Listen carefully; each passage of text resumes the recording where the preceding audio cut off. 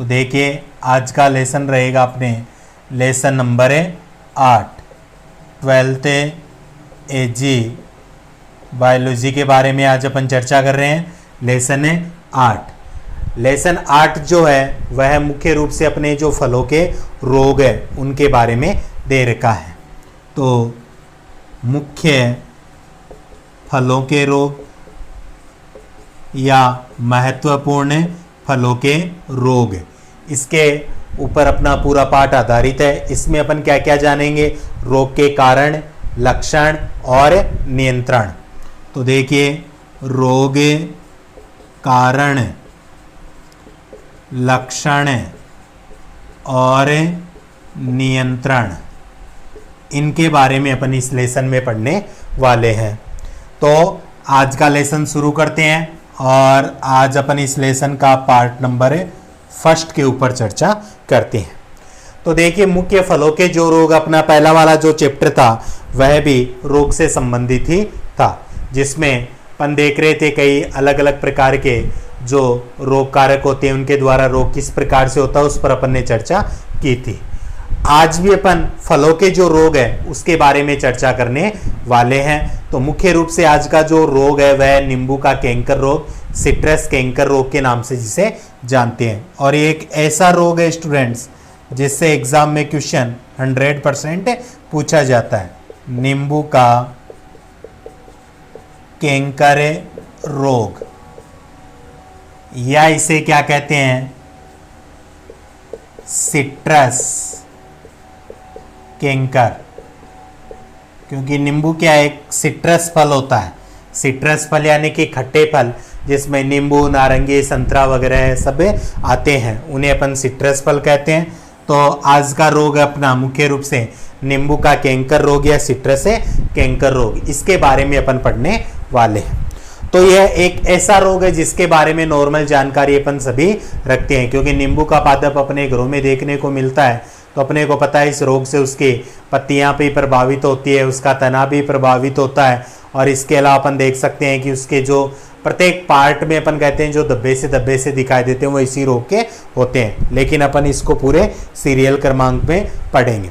सबसे पहले तो अपन देखेंगे कि यह क्या होता है। नींबू का जो वंश होता है यानी कि अपन कहेंगे सिट्रस जो फल होते हैं उनका मुख्य रोग अपन इसे मान सकते हैं। क्या होता है, नींबू वंश का मुख्य रोग, नींबू वंश का मुख्य रोग। तो सबसे छोटा क्वेश्चन अगर पूछा जाए नींबू वंश का मुख्य रोग कौन सा होता है, तो वह कौन सा होता है, नींबू का जो कैंकर रोग होता है उसे अपन नींबू वंश का सबसे मुख्य रोग कहते हैं।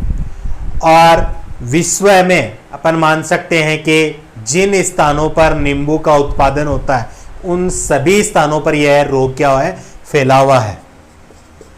तो अपन कहेंगे विश्वव्यापी रोग इसे कह सकते हैं। यानी जिस स्थान पर नींबू की खेती वगैरह की जाती है, उत्पादन किया जाता है, वहां पर यह फैला हुआ माना है। इस रोग की अगर उत्पत्ति मानी जाए तो भारत या जावा को मानते हैं। उत्पत्ति भारत या जावा प्रदेश जो होता है उसे अपन मानते हैं कि इसका उत्पत्ति स्थल माना गया है। उत्पत्ति स्थल के बाद में मुख्य रूप से कई बार क्वेश्चन पूछा जाता है कि भारत में जो यह रोग होता है सिट्रस कैंकर रोग, इसको किस उपनाम से जाना जाता है। तो भारत में नासूर नाम से जानते हैं, नासूर नाम से जानते हैं। अब अपने को पता है नासूर क्या होता है। नासूर का मतलब होता है कि अंदर की ओर होने वाली बीमारी जो बाहर से दिखाई नहीं देती और अंदर होकर अपन मान सकते हैं पूरे सिस्टम को क्या कर देती है, नष्ट कर देती है, धीरे धीरे पूरे सिस्टम को खराब कर देती है, उसे कहते हैं अपन नासूर। जो अंदर की तरफ बीमारी होती है, बाहर से दिखाई नहीं देती और अंदर की तरफ पूरे पेट वगैरह को खोखला कर सकती है। तो इस प्रकार की बीमारी होती है ये, और इसे नाम दिया जाता है नासूर के नाम से अपन जानते हैं। अब भारत में अगर देखा जाए तो फ्रोसेट व जेनकिंस ने 1927 से 1931 कौन से वैज्ञानिक, फ्रोसेट व जेनकिंस, दो वैज्ञानिक थे, फ्रोसेट व जेनकिंस। इन्होंने क्या किया था कि 1927 से 1931 के मध्य में जो नींबू होते हैं उनके नींबू के जो नमूने अपन मान सकते हैं, उन नमूनों पर क्या किया था, अध्ययन किया था, या अपन मान सकते हैं उन नमूनों को देखा था। यह रोग वगैरह होता है तो इनको देखा था। और यह देखा कहां गया था, देहरादून में, देहरादून में देखा गया। यानी पूछ सकते हैं इस रोग को सर्वप्रथम कहां देखा गया, तो देहरादून में देखा गया। कब देखा गया, 1927 से 1931 के मध्य में। किसने देखा था, फ्रोसेट व जेनकिंस ने। तो भारत की बात चल रही है, भारत में देहरादून में यह कार्य हुआ था, यह भी अपने को पता है। फिर आगे अपन देखें कि अमेरिका के जो कैलिफोर्निया जो प्रांत होता है में, अमेरिका का जो कैलिफोर्निया जो प्रांत होता है उसमें इस रोग का उन्मूलन हेतु या नियंत्रण हेतु अपन कहते हैं कि 1914 से 1931 तक एक विशेष कार्यक्रम भी चलाया गया था। कहां चलाया गया, अमेरिका के कैलिफोर्निया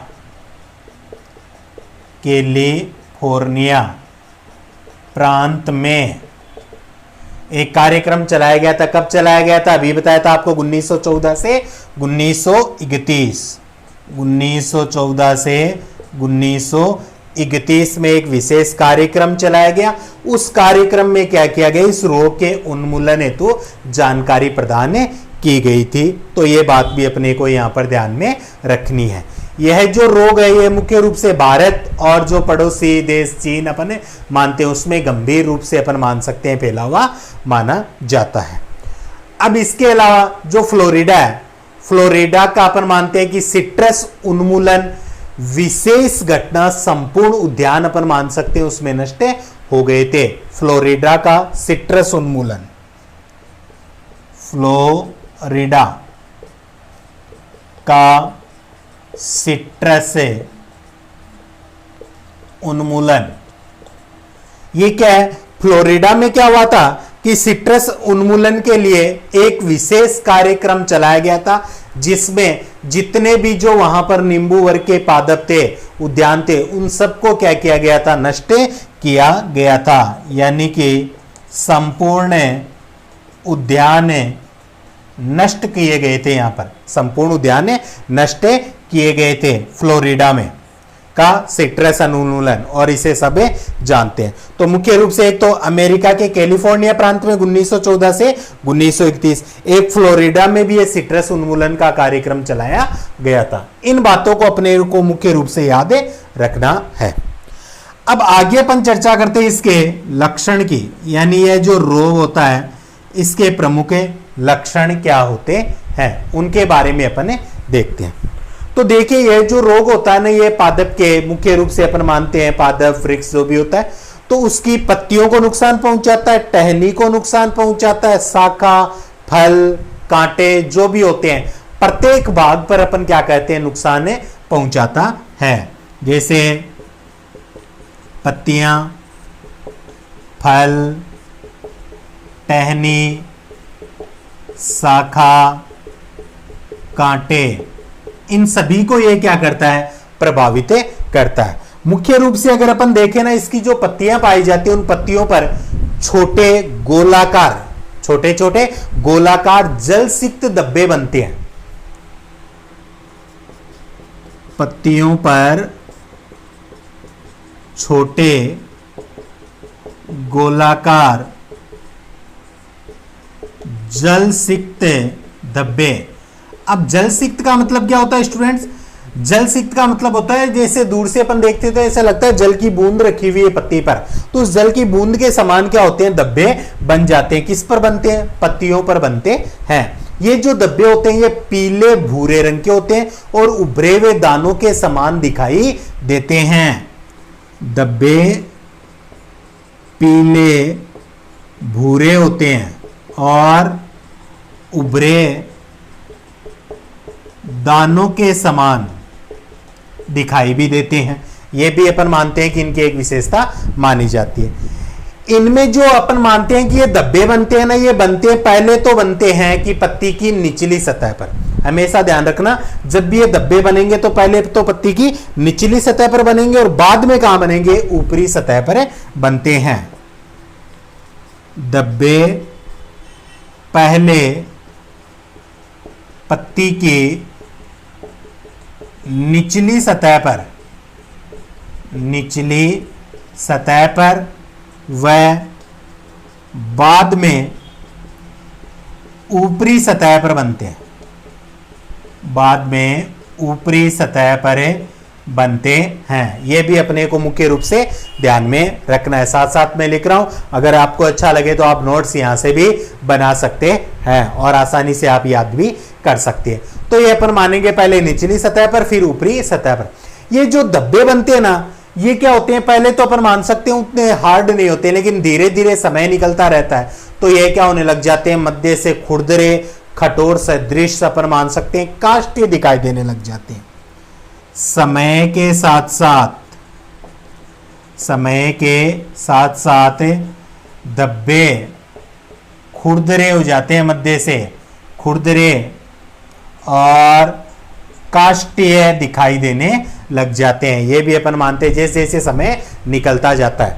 और इनका आकार अगर अपन देखें, यह धब्बे तो 1 mm से 1 सेंटीमीटर तक भी यह बढ़ सकते हैं। धब्बे 1 mm से 1 सेंटीमीटर तक इनका आकार हो सकता है। और ये बढ़ते बढ़ते अपन मान सकते हैं कि पत्ती पर होते हैं, टहनी पर होते हैं, शाखा पर होते हैं, तो सारे आपस में क्या हो जाते हैं, मिक्स भी हो जाते हैं और आपस में मिलकर पूरे पादप को ये क्या कर लेते हैं, कवर कर लेते हैं, जिससे अपन मान सकते हैं उस पादप पर इस रोग का भयंकर प्रकोप अपने को देखने को मिलता है। और इसके कारण से अपन मानेंगे टहनी व शाखा क्या हो जाती है, कमजोर हो जाती है।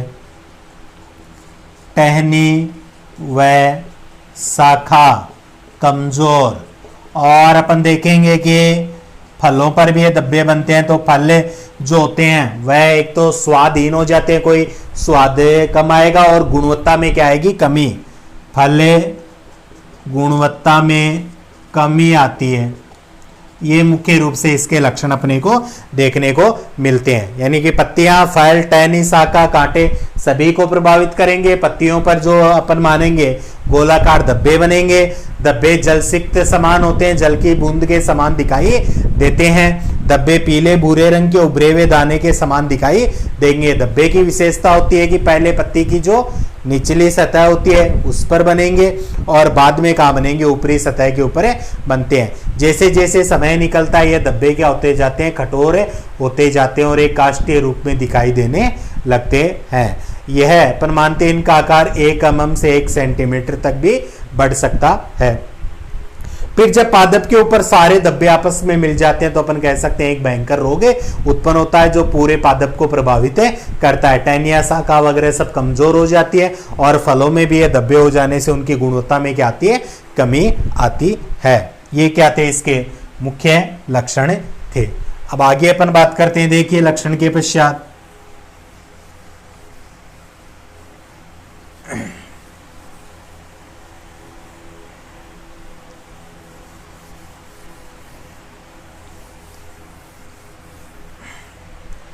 लक्षण के बाद में अपन देखते हैं मुख्य रूप से इसका जो रोगजनक है उसके बारे में अपन चर्चा करते हैं। क्योंकि रोगजनक, कोई भी रोग के बारे में अपन पढ़ रहे हैं तो सबसे पहले रोगजनक के बारे में पता होना चाहिए। रोगजनक या रोग कारक, यानी कि जिससे क्या हो रहा है, रोग हो रहा है, उसे अपन क्या कहते हैं, रोगजनक या रोग कारक मानते हैं। और इसमें जो अपन मानते हैं वह किसे मानते हैं, जेंथोमोनास। जेंथोमोनास क्या एक प्रकार का जीवाणु है। जेंथोमोनास क्या है, एक जीवाणु है, बैक्टीरिया है और इसे अपन क्या मानते हैं, इसका रोग कारक मानते हैं। और मुख्य रूप से अगर अपन माने इस जेंथोमोनास जीवाणु के बारे में हसी नामक वैज्ञानिक ने, जेंथोमोनास के बारे में हसी नामक वैज्ञानिक ने 1915 में अपन मानते हैं कि इसके पूरी हिस्ट्री की चर्चा की थी। यानी कि जेंथोमोनास जो बैक्टीरिया होते हैं उसके बारे में इन्होंने चर्चा की थी और इन्होंने बताया कि सर्वप्रथम यह जो रोग होता था नींबू का कैंकर रोग या सिट्रस कैंकर रोग, उस समय इसका रोगजनक क्या माना जाता था? जेंथोमोनास सिट्राई को माना जाता था। सर्वप्रथम किसे मानते थे? Xanthomonas citri. सर्वप्रथम जेंथोमोनास सिट्राई को इसका रोगजनक माना जाता था। इसके पश्चात समय बदलने के साथ साथ फिर माना जाने लगा जेंथोमोनास कैंपेस्ट्रिस। फिर बाद में जेंथोमोनास कैंपेस्ट्रिस, जेंथोमोनास कैंपेस्ट्रिस, कैंपस्ट्रिस, इसे फिर इसका रोगजनक माना जाने लगा। फिर आज का अगर वर्तमान समय की अगर अपन बात करते हैं तो वर्तमान समय में जेंथोमोनास एक्सोनोपोडिस पेथोवार सिट्राई, जेंथोमोनास एक्सोनोपोडिस,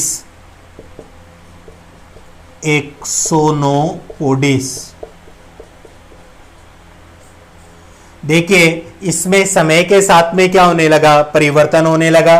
पहले जेंथोमोनास सिट्राई, फिर जेंथोमोनास कैंपस्ट्रिस और बाद में जेंथोमोनास एक्सोनोपोडिस पेथोवार सिट्राई भी इसमें जोड़ते हैं अपन, पेथोवार सिट्राई, पेथोवार सिट्राई, ये अपने मानते हैं इसका रोगजनक। यहां पूरा लिख देता हूं मैं, जेंथोमोनास,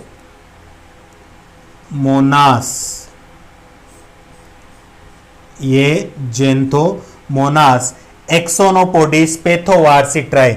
वर्तमान में अगर इसका रोगजनक या रोग कारक पूछा जाता है तो अपने को यही याद रखना है। छोटा क्वेश्चन अगर पूछा जाए नींबू कैंकर जो रोग होता है उसका रोगजनक क्या है?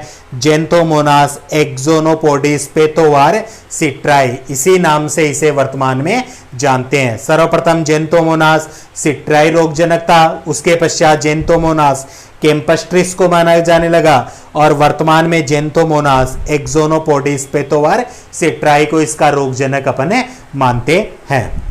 यह जो जेंथोमोनास जो बैक्टीरिया होते हैं इसकी विशेषता क्या होती है? यह छोटा होता है। जेंथोमोनास जो बैक्टीरिया होता है छोटा होता है, दंडाकार होता है, एकल कसाबीकीय। जो जेंथोमोनास जीवाणु है एक प्रकार का, तो इस जीवाणु की विशेषता क्या होती है? जीवाणु छोटा होता है, एक तो छोटा, एक अपन मानते हैं एकल कशाबीकीय होता है। कसाबीकीय का मतलब फ्लैजिला गमन अंग इनमें पाया जाता है एक, इसलिए एकल कसाबीकीय अपन मानते हैं। आकृति अगर अपन देखें तो दंडाकार आकृति अपने मानते हैं, उस आकृति का अपने को यह दिखाई देता है। और ग्राम एग्राही यानी कि ग्राम नेगेटिव जीवाणु के नाम से अपन इसे जानते हैं। अब स्टूडेंट्स आपके सिलेबस में दो प्रकार के जीवाणु अपन पढ़ेंगे आगे, एक होता है ग्राम पॉजिटिव जिसे ग्राम ग्राही कहते हैं और एक होता है ग्राम नेगेटिव जिसे ग्राम एग्राही कहते हैं। अब ये होते क्या है, शॉर्ट रूप में आपको बता रहा हूं कि जब कोई भी जो बैक्टीरिया होता है उसको अभिरंजित किया जाता है, अभिरंजित करने के पश्चात उसको एल्कोहल से क्या किया जाता है कि धोया जाता है या साफ किया जाता है। तो एल्कोहल से धोने के पश्चात अगर उसका रंग चला जाता है यानी वह अभिरंजित नहीं होता है तो वह तो होता है ग्राम एग्राही या ग्राम नेगेटिव, और अभिरंजित बना रहता है एल्कोहल से धोने के पश्चात भी रंग नहीं जाता है यानी अभिरंजित हो जाता है तो उसे ग्राम पॉजिटिव या ग्राम ग्राही के नाम से अपन जानते हैं। आगे के लेसन में अपन इनके बारे में चर्चा करेंगे। तो ये क्या होते हैं? ग्राम एग्राही प्रकार के होते हैं। इसके साथ में अपन कहेंगे वायवीय प्रकृति भी इनकी होती है, वायवीय प्रकृति होती है। तो देखिए ये क्या होते हैं इसके, इस जो जीवाणु के मुख्य विशेषता, छोटा होगा, एकल कसाबीकीय होगा। कसाबीकीय मैंने आपको बताया था, कसाब यानी कि फ्लैजिला गमन अंग होते हैं, दंडाकार आकृति पाई जाती है, दंड यानी कि छड़ के समान। ग्राम एग्राही होते हैं, वायवीय प्रकृति के ये माने जाते हैं। इनकी अगर शरीर की बात की जाए तो शरीर का जो अपन मानते हैं लंबे अगर देखें 1.5 से 3 mm, 5 से 3 mm क्या होते हैं? लंबे माने जाते हैं। एक पॉइंट है 5 mm से 3 mm लंबे होते हैं और 0.5 से 1.5 5 से 1.5 mm में इनके शरीर की क्या होती है, चौड़ाई होती है।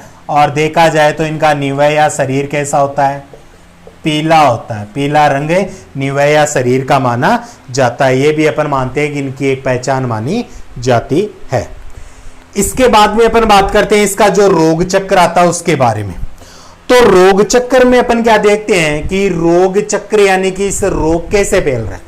तो इस रोग के फैलने का मुख्य कारण तो अपन मानते हैं कि कोई भी सुसंक्रमित पादप होता है या अपन मान सकते हैं उसके पार्ट, टहनी, फल, शाखा, पत्ती वगैरह जो भी होती है, उन्हीं के द्वारा अपन मानते हैं कि इस रोग का क्या होता है, संक्रमण होता है। और उसी के द्वारा अपन मान सकते हैं यह स्वस्थ पादप को क्या करता है, प्रभावित करने का कार्य करता है।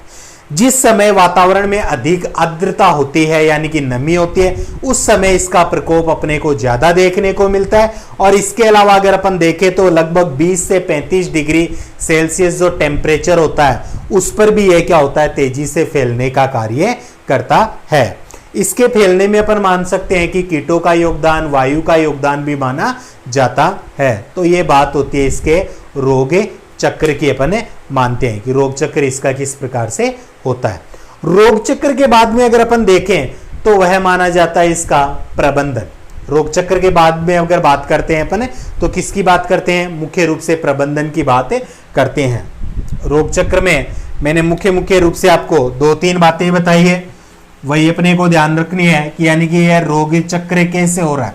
एक बार रोग हो गया तो फिर वह कैसे आगे फैल रहा है उसके बारे में। तो मैंने आपको बताया जो भी संक्रमित जो पादप होते हैं उन्हीं के द्वारा अपन मानते हैं कि स्वस्थ पादपों में यह रोग फैलता है। तो अपन मानेंगे कि संक्रमित या रोग ग्रसित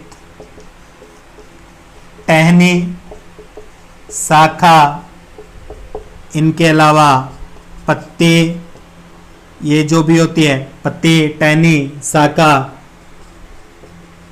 फलों से रोग फैलता है, फलों से रोग फैलता है। इनके अलावा कीट संक्रमण, कीटों का संक्रमण से भी फैलता है। कीट संक्रमण, वायु के संक्रमण से भी अपन मानते हैं कि यह फैलने का कार्य करता है। और जलीय जो संक्रमण होता है उससे भी यह फैलने का कार्य होता है। अधिक आर्द्रता में रोग ज्यादा फैलता है। अधिक आर्द्रता, आर्द्रता का मतलब क्या होता है स्टूडेंट्स, नमी अगर वातावरण में रहती है तो यह रोग तेजी से फैलने का कार्य करता है। और इसके अलावा अगर आपको मैं बता दूं कि लगभग 20 से 35 डिग्री सेंटीग्रेड टेम्परेचर पर भी अपन मानते हैं कि यह रोग क्या होता है, तेजी से फैलता है। तो यह मानते हैं रोग चक्र। तो जिसमें अपन मानते हैं ज्यादातर तो यह जो संक्रमित जो पार्ट होते हैं पादप के उन्हीं से फैलने का कार्य करता है। अब उस संक्रमित पादप पर अगर कोई कीट वगैरह आते हैं और वह स्वस्थ पादप पर जाते हैं तो वह भी क्या होते हैं, इसको फैलाने में सहायक माने जा सकते हैं। तो अब बचा हुआ है इस लेसन का अपने मुख्य रूप से प्रबंधन। तो प्रबंधन यानी कि इस रोग से अपन किस प्रकार से बच सकते हैं, मैनेजमेंट, उसके बारे में और चर्चा अपन कर लेते हैं। तो प्रबंधन में अपने को पता है शुरू से अपन पढ़ते हुए आ रहे।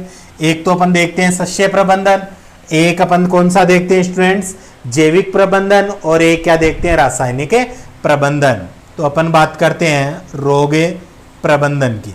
तो प्रबंधन में सबसे पहले देखते हैं सस्य प्रबंधन।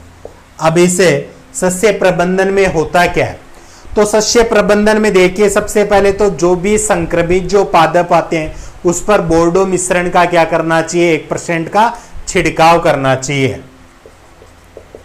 संक्रमित पौधों पर बोर्डो मिश्रण 1% का छिड़काव करना चाहिए। बोर्डो जो मिश्रण आता है उसके 1% का अपने को छिड़काव करना चाहिए। यह पहला सस्य प्रबंधन माना जाता है। इसके अलावा जो रोग रहित पादपों का ही क्या करना चाहिए, हमें चुनाव करना चाहिए। रोग रहित पादपों का चुनाव करना चाहिए। यानी जब भी पादप वगैरह अपन लगाते हैं तो वहां ध्यान रखना चाहिए उनमें किसी प्रकार का रोग नहीं होना चाहिए, रोग रहित पादपों का चुनाव करना चाहिए। इसके अलावा अगर प्रबंधन देखा जाए तो जो भी संक्रमित पत्तियां वगैरह पार्ट होते हैं उनको जला देना चाहिए। संक्रमित पत्तियां जला देनी चाहिए, जिसके कारण से यह रोग का संक्रमण आगे न बढ़ पाए और यह दूसरे पादपों को प्रभावित न कर सके।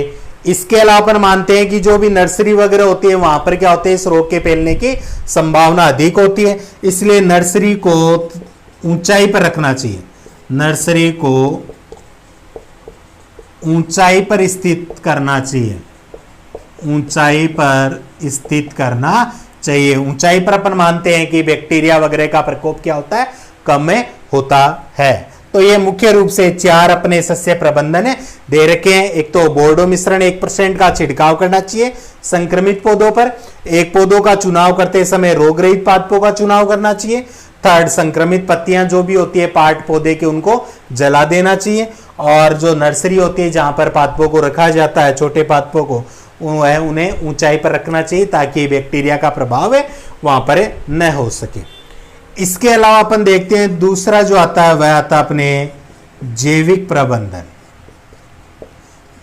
जैविक प्रबंधन में अपन क्या करते हैं, जो भी रोग प्रतिरोधी किस्मों का चुनाव करते हैं, तो प्रतिरोधी किस्मों का चुनाव करना चाहिए।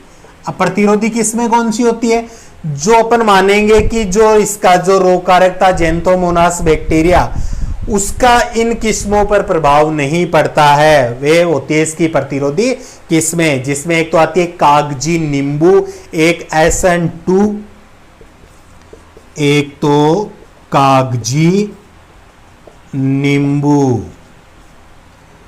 एक आती है आपके SN2, और इसके अलावा अपन लिखे तो एक आती है SN2 के अलावा संकर 2 और संकर 4। एक संकर 2 और चौथी अगर देखे तो संकर 4। इन प्रतिरोधी किस्मों का अपने को क्या करना चाहिए, चुनाव करना चाहिए। यह प्रतिरोधी किस्में मानी जाती है। तो 2 आपको प्रबंधन बता दिए। तीसरा प्रबंधन अपने बचा हुआ रासायनिक प्रबंधन, उसके बारे में अपन चर्चा कर लेते हैं कि रासायनिक प्रबंधन यानी कि जैसा कि नाम से ही प्रकट है हो रहा है कि अपन इसमें क्या करते हैं, रसायनों का उपयोग करते हैं। रासायनिक प्रबंधन, केमिकल वगैरह का उपयोग किया जाता है, कीटनाशकों का वगैरह का उपयोग करते हैं।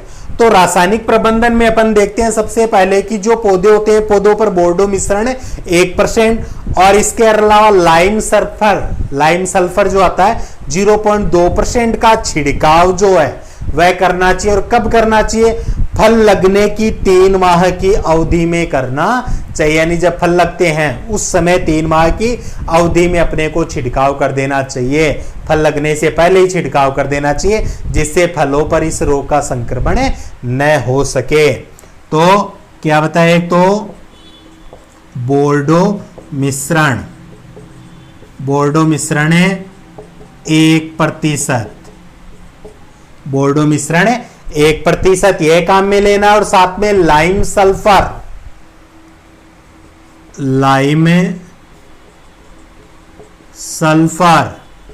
0.2% काम में अपने को लेना है। इनका छिड़काव करना है। कब करना है, इन दोनों का क्या करना है, प्लस छिड़काव कब करना है, फल लगने की 3 माह की अवधि में, 3 माह की अवधि में। यानी कि फल लगने से पहले भी छिड़काव करना है और फल लगने के बाद में भी अपन इसमें छिड़काव करेंगे ताकि फलों को इस रोग से बचाया जा सके। यह पहला इसका रासायनिक प्रबंधन माना गया है। दूसरे रासायनिक प्रबंधन की अगर अपन बात करें स्टूडेंट्स, तो स्ट्रेप्टोसाइक्लिन आती है 500 ppm। स्ट्रेप्टोसाइक्लिन